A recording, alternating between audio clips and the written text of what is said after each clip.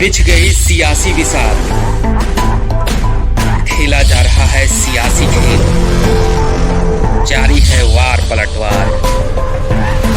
शह और मात के खेल में बनाई जा रही है रणनीति।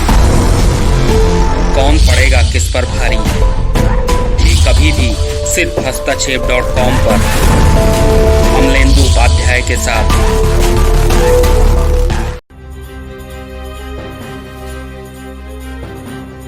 नमस्कार, दिन भर की बड़ी खबरों में आपका स्वागत है। मैं हूं आपके साथ सृष्टि। बुलेटिन में आज बात होगी पीएम मोदी के डर की, राहुल गांधी के पीएम पर सवाल की।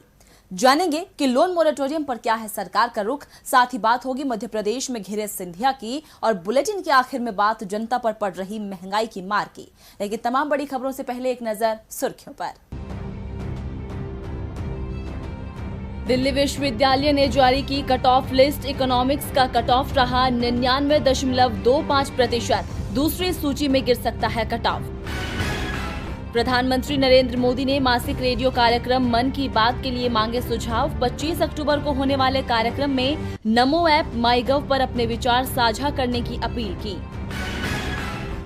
ओएनजीसी की 2 तेल रिफाइनरी कंपनी एचपीसीएल और एमआरपीएल का होगा विलय। जून 2021 तक दोनों कंपनियों के विलय की संभावना।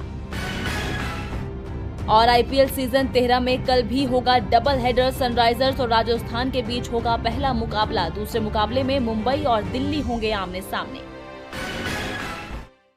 सुर्खियों के बाद अब बात आज की सबसे बड़ी खबर की।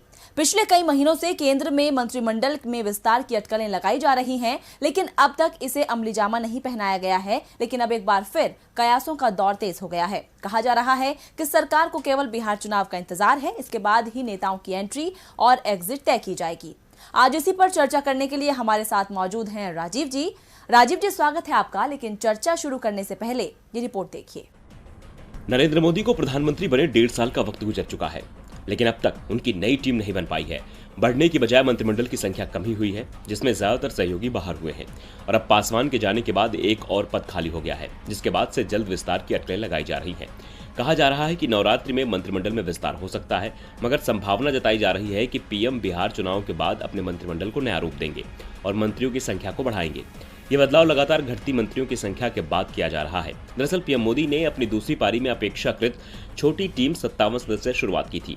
तब चर्चा थी कि जेडीयू, अपना दल जैसे दलों को जगह न मिलने की वजह से पीएम जल्द अपनी टीम का विस्तार करेंगे। इसी बीच शिवसेना कोटे के केंद्रीय मंत्री अरविंद सावंत और उनके बाद अकाली दल कोटे की केंद्रीय मंत्री हरसिमरत कौर ने अपना पद छोड़ दिया।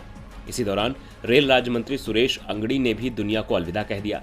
इस तरह से टीम मोदी में इस समय महज 53 सदस्य बचे हैं, जबकि पीएम अपनी टीम में 81 सदस्य रख सकते हैं।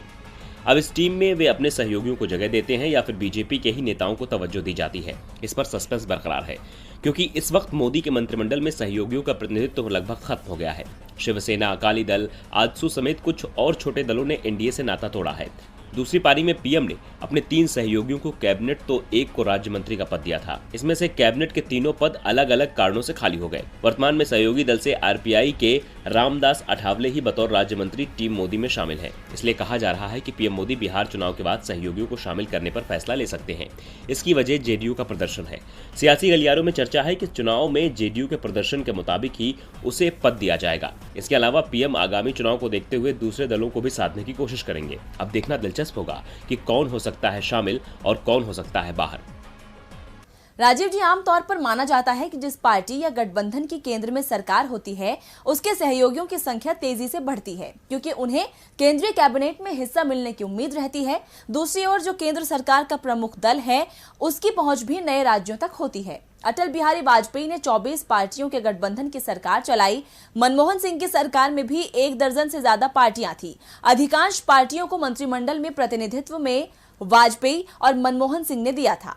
लेकिन आज जो केंद्र में सरकार है, वो नाम की एनडीए सरकार है। सरकार का पूरा चेहरा बीजेपी का हो चुका है, क्योंकि मोदी कैबिनेट के सभी मंत्री बीजेपी के हैं।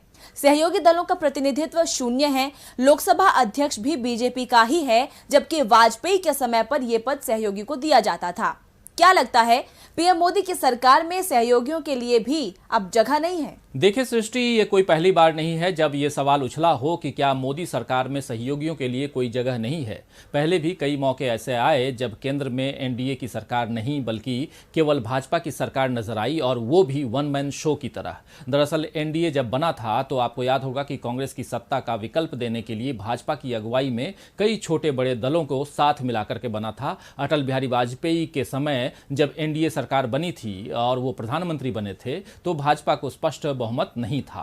यही हाल यूपीए का रहा, जिसकी सरकार कांग्रेस के नेतृत्व में रही और डॉक्टर मनमोहन सिंह प्रधानमंत्री बने।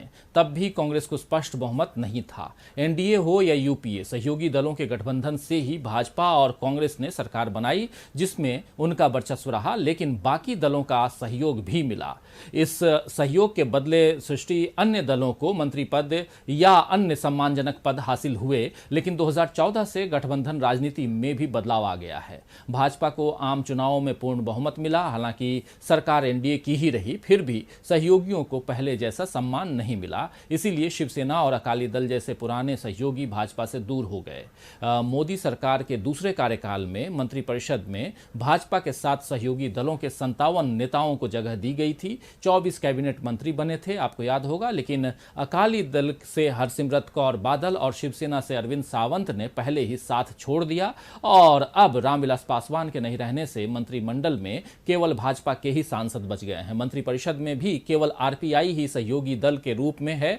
इस पार्टी यानी आरपीआई के रामदास अठावले सामाजिक न्याय और अधिकारिता राज्य मंत्री हैं। नियम के हिसाब से केंद्रीय मंत्रिपरिषद में प्रधानमंत्री सहित मंत्रियों की कुल संख्या लोकसभा की कुल सदस्य संख्या के 15% से अधिक नहीं हो सकती। इस लिहाज से केंद्रीय मंत्रिपरिषद में के सदस्यों की कुल संख्या 81 तक हो सकती है, यानी मोदी जी चाहें तो अभी भी 27 नेताओं को अपनी मंत्रिपरिषद में शामिल कर सकते हैं। साल भर से मंत्रिमंडल में कोई फेरबदल भी नहीं हुआ है, लेकिन जब तक बिहार चुनाव और बाकी जगहों के उपचुनाव नहीं हो जाते सृष्टि, मोदी जी किसी तरह का जोखिम नहीं उठाना चाहेंगे। ऐसे भी अपने बहुमत के मद में भाजपा चूर है, और वो इस बहुमत के मद में चूर होकर के भाजपा ने कई ऐसे फैसले लिए हैं जिससे सहयोगी नाराज हो चुके हैं। भाजपा दिखाती तो यही है कि उसे किसी की जरूरत नहीं है, लेकिन गठबंधन राजनीति के दौर में हर किसी को एक दूसरे की जरूरत होती है, ये हम सब जानते हैं।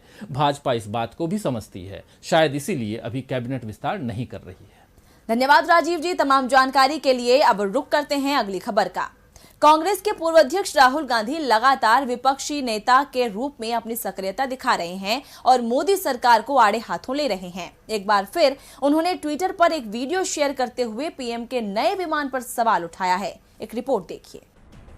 कांग्रेस के पूर्व अध्यक्ष राहुल गांधी लगातार मोदी सरकार पर निशाना साध रहे हैं, कभी सड़कों पर उतरकर तो कभी सोशल मीडिया के माध्यम से।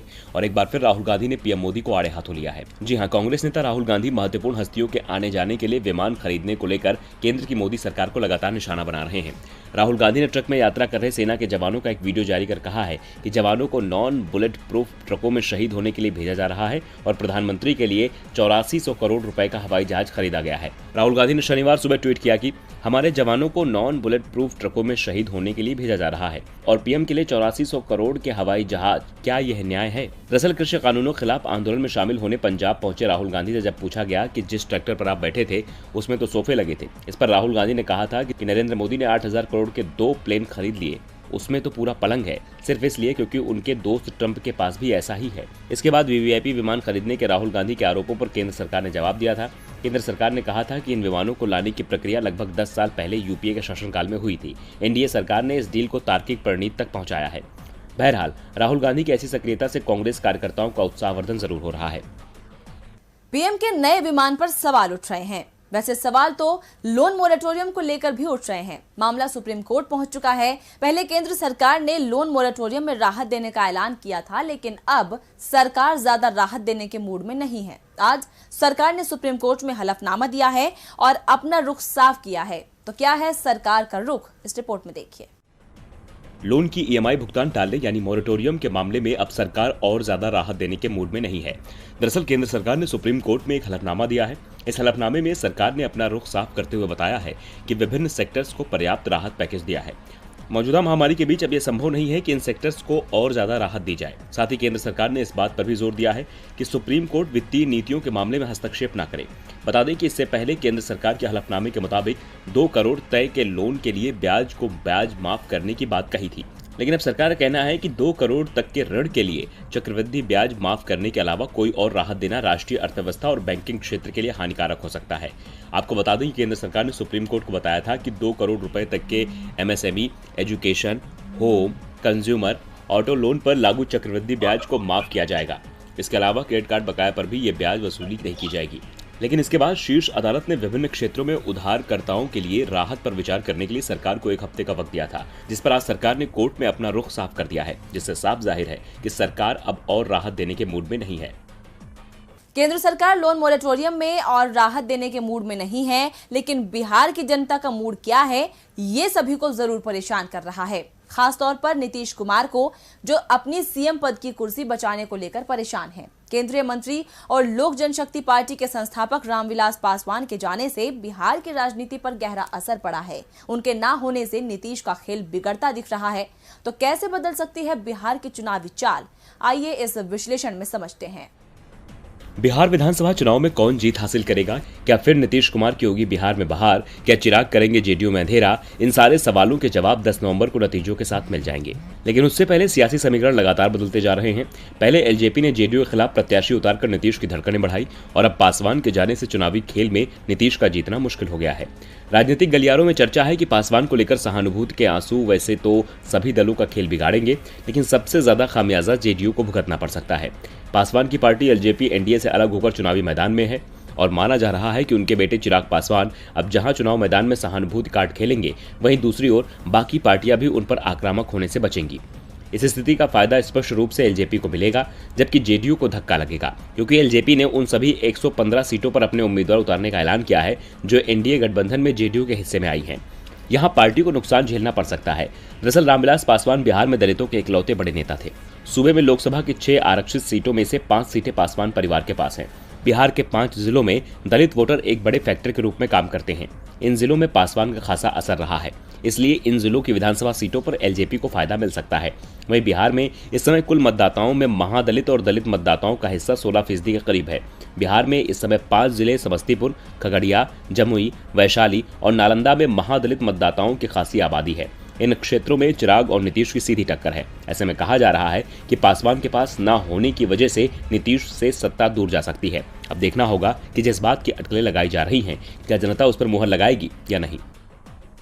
बिहार में चिराग पासवान नीतीश कुमार को घेरने की तैयारी में है, तो मध्य प्रदेश में उपचुनाव को लेकर कांग्रेस लगातार बीजेपी सांसद ज्योतिरादित्य सिंधिया को घेर रही है। कांग्रेस ने इस बार बाकायदा सबूत भी दिखाए हैं, जिससे सिंधिया की मुश्किलें बढ़ने के साथ साथ बीजेपी भी परेशानी में दिख रही है। रिपोर्ट में देखिए। जब सिंधिया हाथ का साथ छोड़ बीजेपी में शामिल हुए, तब से कांग्रेस ने उनके खिलाफ मोर्चा खोला हुआ है। पार्टी लगातार उन पर आरोपों की बौछार कर रही है। कभी उनके ट्रस्ट को लेकर सवाल खड़े किए जाते हैं, तो कभी जमीन को लेकर। जी हां, इस बार भी कांग्रेस ने सिंधिया पर इन्वेंट्री में दर्ज जमीन को बेचने का आरोप लगाया है। पार्टी का कहना है कि सिंधिया ने बेशकीमती जमीन को अधिकारियों से साठगांठ कर फर्जी दस्तावेज के आधार पर बेच दिया। कांग्रेस के प्रदेश उपाध्यक्ष मुरारी लाल दुबे और नेता के मिश्रा ने प्रेस कॉन्फ्रेंस कर सिंधिया पर जमीन बेचने का आरोप लगाते हुए दस्तावेज सामने रखे। कांग्रेस नेता के मिश्रा ने कहा कि आजादी के संग्राम और राजनीति में गद्दारी के पर्याय बन चुके सिंधिया परिवार को वफादारी शब्द से ही कितनी नफरत है, उसका अंदाजा इस बात से लगाया सकता है कि इस परिवार ने अपने वफादार कुत्ते के जाने के बाद बनवाई गई उसकी समाधि को भी बेच खाया। कांग्रेस नेताओं ने कहा कि सिंधिया अधिकारियों की आंखों में धूल झोंककर सबको धोखा दे रहे हैं। वैसे कोई पहला मौका नहीं जब कांग्रेस ने सिंधिया पर जमीन में धोखाधड़ी का आरोप लगाया है। इससे पहले कांग्रेस ने ज्योतिरादित्य सिंधिया पर माहौरकर का बाड़ा की जमीन पर कब्जा कर बेचने का आरोप लगाया था। इस आरोप के साथ कांग्रेस ने प्रामाणिक दस्तावेज भी पेश किए थे। कांग्रेस ने आरोप लगाया था कि सिंधिया परिवार ने ग्वालियर के जयेंद्रगंज स्थित माहौरकर के बाड़ा की 8 बीघा 2 बिस्वा भूमि, जिसकी कीमत 360 करोड़ के लगभग है, ये जमीन ग्वालियर के पूर्व राजघराने की व्यक्तिगत संपत्ति की सूची में शामिल भी नहीं है। फिर भी फर्जी दस्तावेजों के आधार पर उस पर अवैध कब्जा जमा लिया गया। कांग्रेस के इस आक्रामक तेवर से साफ है कि वो सिंधिया के खिलाफ शांत नहीं बैठेगी। खैर, चुनावी मौसम है तो आरोप प्रत्यारोप का दौर तेज होगा ही, लेकिन कांग्रेस के हल्ला बोल से सिंधिया समेत बीजेपी की मुश्किलें बढ़ सकती हैं। मध्य प्रदेश में उपचुनावों के दौरान सिंधिया को लेकर बीजेपी परेशानी में पड़ी है, तो बिहार विधानसभा चुनावों में भी उसके अपने ही पार्टी की परेशानी का कारण बन गए हैं। टिकट कटने से कई नेता पार्टी से बगावत कर गए हैं और इसी डर से पार्टी यूपी में विधानसभा उपचुनावों के लिए उम्मीदवार तय नहीं कर पा रही है। पार्टी में अब तक केवल मंथन ही चल रहा है। उत्तर प्रदेश में 7 सीटों पर होने वाले विधानसभा उपचुनाव को 2022 में होने वाले फाइनल मुकाबले से पहले सेमीफाइनल के रूप में देखा जा रहा है। यही वजह है कि सभी राजनीतिक दल 7 सीटों पर जीत के लिए जोर लगा रहे हैं, जिताऊ प्रत्याशी को मैदान में उतार रहे हैं।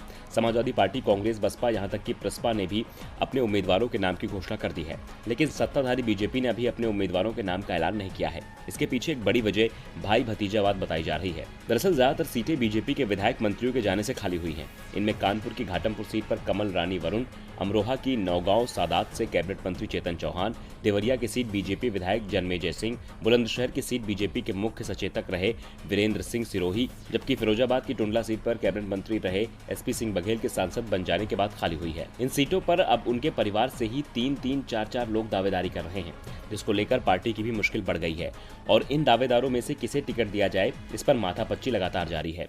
जानकारी के मुताबिक अमरोहा की नौगांव सादात सीट से पूर्व मंत्री रहे चेतन चौहान की पत्नी संगीता चौहान टिकट मांग रही हैं। तो वहीं बुलंदशहर सीट से वीरेंद्र सिरोही की पत्नी उषा सिरोही, उनके बड़े बेटे, उनकी पत्नी अरुणा सिरोही और वीरेंद्र सिरोही के सबसे छोटे बेटे भी टिकट के दावेदारों में शामिल हैं। जबकि बांगरमऊ में सीट पर बीजेपी के विधायक रहे कुलदीप सिंह सेंगर की पत्नी संगीता सेंगर टिकट की सबसे प्रबल दावेदार है। वहीं घाटमपुर से कमल रानी वरुण की सीट पर उनकी बेटी स्वप्निल वरुण और उनके परिवार के एक और सदस्य टिकट के लिए अपनी दावेदारी ठोक रहे हैं। जबकि देवरिया की सीट जो बीजेपी विधायक जन्मेजय सिंह के जाने से खाली हुई, उस पर जन्मेजय सिंह के बेटे अजीत प्रताप सिंह टिकट मांग रहे हैं। इसी भाई भतीजेवाद की वजह से पार्टी ने प्रत्याशियों को मैदान में नहीं उतारा है। ये देरी पार्टी पर भारी भी पड़ सकती है, क्योंकि अगर करीबियों को टिकट नहीं दिया गया तो बगावत की आवाज और बुलंद होगी। अब देखना दिलचस्प होगा कि किसे टिकट मिलता है और किसे नहीं। और बुलेटिन के आखिर में बात जनता पर पड़ रही महंगाई की मार की। महामारी के दौर में जहां एक तरफ जीडीपी घट रही है तो वहीं महंगाई बढ़ रही है, और वो भी इतनी तेजी से कि सब्जियों के साथ साथ दालों के दाम भी आसमान छू रहे हैं। आलू, प्याज, टमाटर तो लाल हो ही रहे हैं, अब दालें भी सेंचुरी लगा रही हैं। ऐसे में आम आदमी को समझ नहीं आ रहा है कि खाएं तो खाएं क्या। आम आदमी को जीवन गुजारने के लिए सिर्फ रोटी, कपड़ा और मकान चाहिए। मोदी सरकार में लोगों को न रोटी नसीब हो रही है, न ही कपड़ा और न ही मकान। महंगाई इस कदर बढ़ती जा रही है कि खाना खाने की मुश्किल हो गई है। पहले जब सब्जियों के दाम बढ़े तो लगा कि दालों से काम चल जाएगा, लेकिन अब तो अरहर ने भी आंख दिखाना शुरू कर दिया है। पूर्णबंदी के बाद खाने पीने की चीजों में जबरदस्त महंगाई का सामना करना पड़ रहा है। अनाज, दालों और तेल के दाम तेजी से बढ़ रहे हैं। सबसे ज्यादा इस्तेमाल की जाने वाली अरहर दाल का दाम पिछले महीने में 1.5 गुना तक बढ़ गया है। अरहर दाल के दाम पिछले 2 से 3 महीने में 85 से 90 रुपए तक चल रहे थे, लेकिन अब ये बढ़कर 135 रुपए तक पहुंच गए हैं। मूंग और मसूर की कीमत भी बढ़ी हुई है, सिर्फ मटर दाल में राहत है। आढ़तियों का कहना है कि अरहर के दाम में बढ़ोतरी का असर दूसरी दालों पर भी पड़ सकता है। फिलहाल मूंग दाल 130 रुपए किलो, चना दाल 80 रुपए और उड़द दाल 150 रुपए किलो बिक रहे हैं। मसूर दाल 85 से 100 रुपए तक बिक रही है। चने की अच्छी फसल की वजह से दाम काबू में है। हालांकि काला चना 1 महीने पहले 60 रुपए किलो बिक रहा था, जो अब बढ़कर 70 रुपए तक पहुंचा है। काबुली चना 1 महीने पहले 75 रुपए किलो से बढ़कर 90 रुपए तक पहुंच गया है। जानकारों का कहना है कि महामारी के चलते बड़ी तादाद में मजदूर गांव लौटे हैं। उन्होंने अरहर की जगह धान और मक्के की बुआई की है। रकबा घटने से भी अरहर के दाम तेज हुए हैं। इनमें आगे भी तेजी बनी रह सकती है। इन आंकड़ों से साफ है कि अब थाली खाली होने वाली है। न सब्जियों का स्वाद होगा, न दालों में दम होगा, सब कुछ फीका फीका सा होगा। तो फिलहाल दिन भर की बड़ी खबरों में इतना ही। देखते रहिए डीबी लाइव। नमस्कार।